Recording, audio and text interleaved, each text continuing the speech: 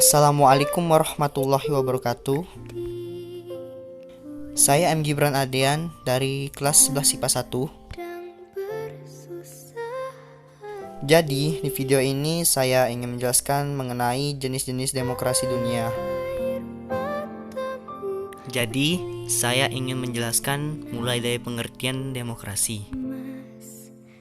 Jadi, demokrasi itu adalah bentuk pemerintahan di mana semua warga negaranya memiliki hak setara dalam pengambilan keputusan yang dapat mengubah hidup mereka. Jadi, demokrasi itu terbagi menjadi 8, yaitu demokrasi langsung, yang kedua demokrasi tak langsung, yang ketiga demokrasi presidensial, yang keempat demokrasi parlementer, yang kelima demokrasi otoriter, yang keenam demokrasi partisipatif, yang ketujuh demokrasi Islam, dan yang terakhir yaitu demokrasi sosial. Setelah itu, saya ingin menjelaskan pengertian dari semua jenis-jenis tersebut. Yang pertama yaitu demokrasi langsung. Demokrasi langsung adalah ketika warga negara dapat memilih kebijakan secara langsung tanpa perantara atau majelis parlemen. Yang kedua yaitu demokrasi tak langsung atau demokrasi representatif adalah ketika orang memilih perwakilan untuk duduk di parlemen.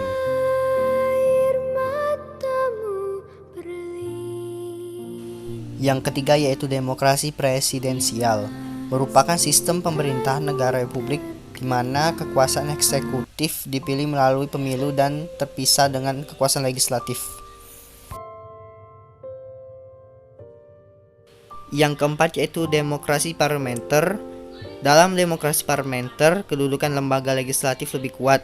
Lembaga eksekutif memperoleh legitimasi demokrasi hanya dari legislatif yaitu parlemen. Yang kelima yaitu demokrasi otoriter. Demokrasi otoriter terjadi ketika hanya elit yang merupakan bagian dari proses parlementer. Individu-individu tertentu diizinkan memilih kandidat tetapi orang biasa tidak dapat.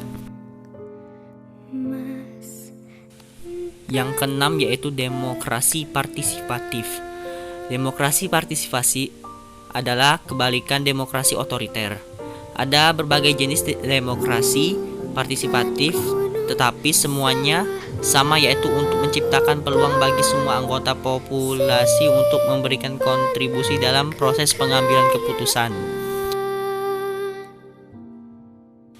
Yang ketujuh yaitu demokrasi Islam. Demokrasi ini berupaya menerapkan hukum Islam ke dalam kebijakan publik dengan tetap mempertahankan kerangka demokrasi. Yang ke-8 atau yang terakhir merupakan demokrasi sosial. Demokrasi ini muncul sebagai reaksi terhadap kebijakan neoliberal dalam ekonomi internasional.